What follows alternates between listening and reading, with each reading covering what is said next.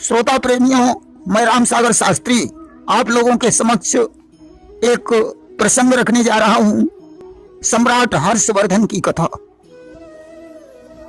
देखिए, किसी समय थानेश्वर हरियाणा क्षेत्र में महाराज प्रभाकर वर्धन का शासन था।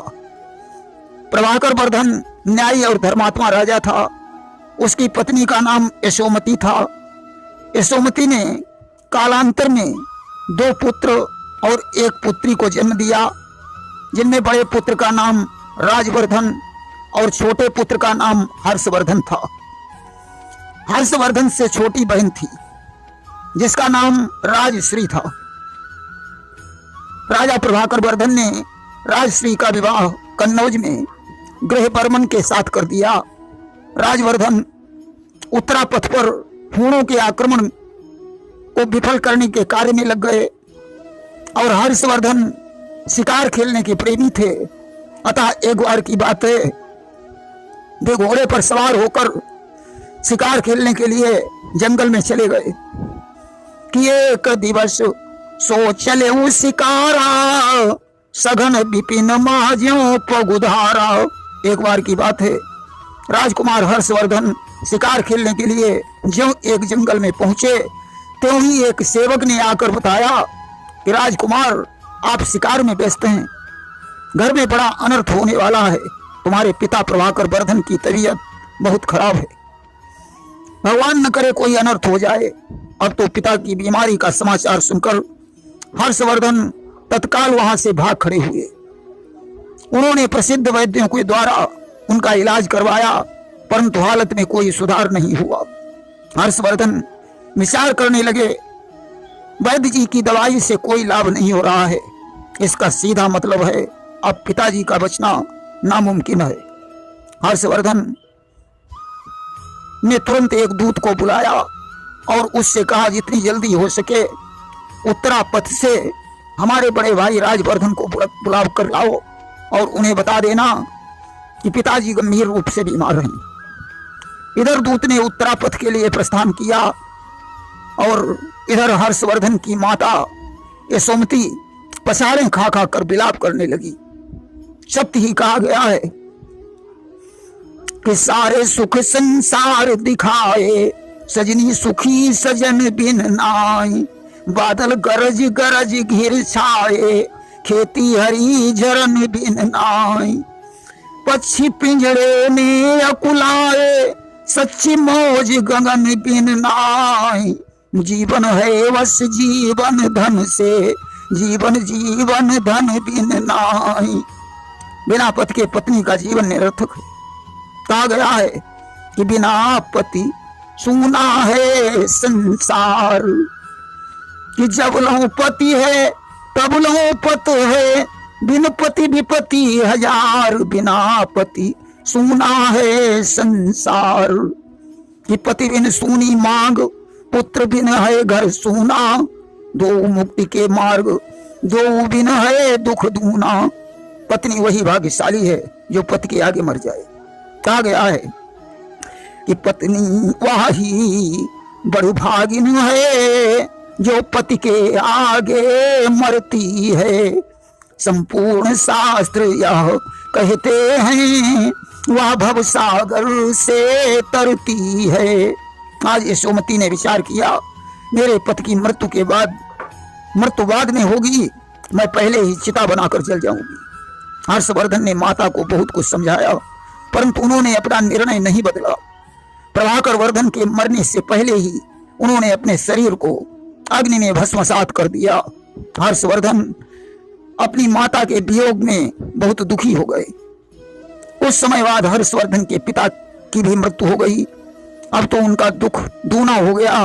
पिता का अंतिम संस्कार करने के पश्चात हर्षवर्धन दुखी मन से राजमहल में लौट आए। वहीं से राजवर्धन के हृदय में वैराग्य उत्पन्न हो गया। उन्होंने विचार किया, यह संसार असार है, इसमें दुख के सिवा सुख नहीं मिल सकता। उन्होंने अपने छोटे भाई हर्षवर्धन से कहा, अनुज, अब तुम इस राज्य को संभालो, मैं भगवान का भजन करने के लिए जा रहा हूं। हर्षवर्धन ने कहा, नहीं भैया, आप वैराग्य नहीं ले सकते हैं। इस राज सिंहासन पर तुम्हारा अधिकार है। मैं बिना तुम्हारे अकेला रह जाऊंगा, मुझे सिंहासन की नहीं तुम्हारी जरूरत है। राजवर्धन ने सन्यास का विचार बदल दिया और शुभ मुहूर्त में उस राज सिंहासन पर आसीन हो गए। प्रजा में जय जयकार होने लगी। उसी समय एक दूत ने आकर राजवर्धन को सूचना दी कि मालव नरेश देवगुप्त ने तुम्हारी बहन राजश्री के पति गृहवर्मन की हत्या कर दी और तुम्हारी विधवा बहन को बंदी बना ले गया। अब तो राजवर्धन क्रोधित होकर कन्नौज की तरफ भाग खड़े हुए। वहां पहुंचकर उन्होंने गौर नरेश शशांक को पराजित कर दिया। शशांक ने राजवर्धन से मित्रता कर ली और धोखे से रास्ते में जाते हुए उनकी हत्या कर दी। जिस समय हर्षवर्धन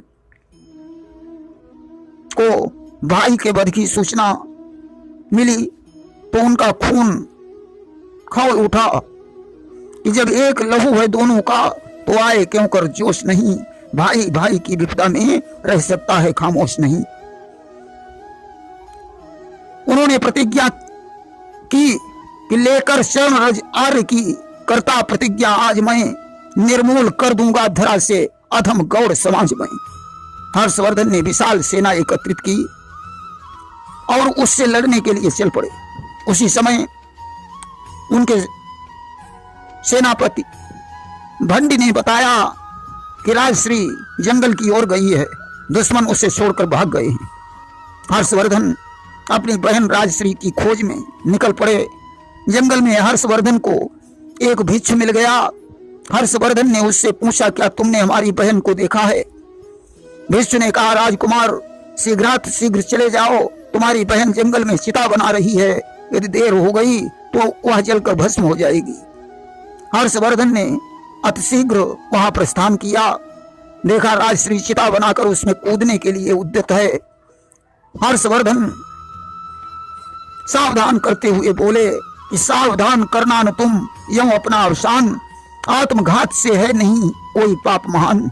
आज अपनी बहन को हृदय से लगा लिया और वापस लाकर कन्नौज के राज सिंहासन पर बैठा दिया और बोले, कन्नौज का शासन अब तुम्हारे नाम पर ही चलेगा। इसके बाद हर्षवर्धन ने इतिहास प्रसिद्ध दिग्विजय किया। 6 वर्षों तक निरंतर युद्ध किया। उन्होंने संपूर्ण उत्तराखंड को जीत लिया। मिथिला, बिहार, गौड़, उत्कल आदि सभी देश उनके अधीन हो गए। उन्होंने यवन, हूण और अन्य विदेशी शत्रुओं का विनाश कर दिया। अब उन्होंने थानेश्वर के स्थान पर कन्नौज को विशाल साम्राज्य बनाया। उनके राज्य में प्रजा बड़ी सुखी थी। हर्षवर्धन एक योग्य और कुशल शासक थे, साहसी, पराक्रमी और धैर्यशाली थे, कर्तव्यपरायण और धर्मनिष्ठ थे। इतना ही नहीं, हर्षवर्धन त्यागी, दानी और दृढ़ निश्चयी भी थे। हर्षवर्धन के राज्य में सच्चा न्याय होता था। आचार्य दिवाकर नाथ हर्षवर्धन के मित्र थे। वे जंगल में एक आश्रम बनाकर रहते थे। हर्षवर्धन एक बार उनके आश्रम में गए। आश्रम में शांति ही शांति फैली हुई थी। हर्ष ने कहा कि कैसी मनोरम शांति है, चारों तरफ छाई हुई थी, शैल स्रोतों की मधुर जलगंध मंडराई हुई। इतना सुख तो उन्हें राज दरबार में नहीं मिलता था। एक दिन की बात है, राजश्री ने हर्षवर्धन और आचार्य दिवाकर नाथ के समक्ष अपना विचार प्रस्तुत किया। उसने कहा, मेरा हृदय चाहता है मैं कासाय वस्त्र धारण करके भिक्षुणी बन जाऊं और भगवान बुद्ध की सेविका बनकर बौद्ध धर्म का प्रचार करूं। राजकाज देखने के लिए हर्षवर्धन ही काफी हैं। आचार्य दिवाकर नाथ ने कहा, देवी, वस्त्र धारण करने से कोई सन्यासी नहीं होता। बिना कासाय वस्त्रों के मानव कल्याण में लगी रहो, यही सच्ची संतता है। इस उपदेश को सुनकर राजश्री मानव सेवा में लग गई। राजा हर्षवर्धन ने दुर्गावती के साथ अपना विवाह किया, जिससे 2 पुत्रों का जन्म हुआ, भाग्यवर्धन और कल्याणवर्धन। दोनों पुत्रों की हत्या अरवास नामक मंत्री ने कर दी। इनका कोई वारिस नहीं रह गया। हर्ष ने प्रयाग में त्रिवेणी संगम पर त्याग व्रत का महोत्सव मनाने का निर्णय लिया। उन्होंने देश के सभी ब्राह्मण, समण, भिक्षु और धार्मिक व्यक्ति वहां निमंत्रित किए और अपना सारा कोष दान देने की घोषणा की। हुई थी घोषणा सम्राट की, साम्राज्य भर में करेंगे त्याग सारा, कोस ले संकल्प करने। माघ के महीने में प्रयाग में त्रिवेणी के तट पर प्रतिवर्ष विशाल मेला लगता था। इसमें प्रत्येक 5वें वर्ष हर्षवर्धन अपना सर्वस्व दान कर देते थे और अपनी बहन राजश्री से कपड़े मांगकर धारण करते थे। इस प्रकार वे एक साधारण व्यक्ति बनकर अपनी राजधानी को वापस आते थे। लुटाती थी बहन भी पास का सब तीर्थ स्थल में, पहन दो वस्त्र केवल दीपती थी छवि विमल जग में। उनकी बहन राजश्री भी अपना सर्वस्व दान करके वापस आती थी। हर्षवर्धन भगवान शिव के भक्त थे। बाद में इन्होंने बौद्ध धर्म ग्रहण कर लिया था। ह्वेनसांग, बाणभट्ट आदि उनके दरबार में आया जाया करते थे। राजश्री एक आदर्श नारी, धर्मपरायणा, त्यागी और तपस्विनी थी। वो मानव सेवा में से बड़ा कोई धर्म नहीं समझती थी। उसके अंदर सच्ची देशभक्ति थी। उसे शास्त्रों का ज्ञान भी था। 57 वर्ष की अवस्था में हर्षवर्धन की मृत्यु हो गई। बाद में राजश्री का भी प्राणांत हो गया और कन्नौज पर अन्य प्रांतों के शासकों का अधिकार हो गया। प्रेम से बोलिए वृंदावन बिहारी लाल की जय।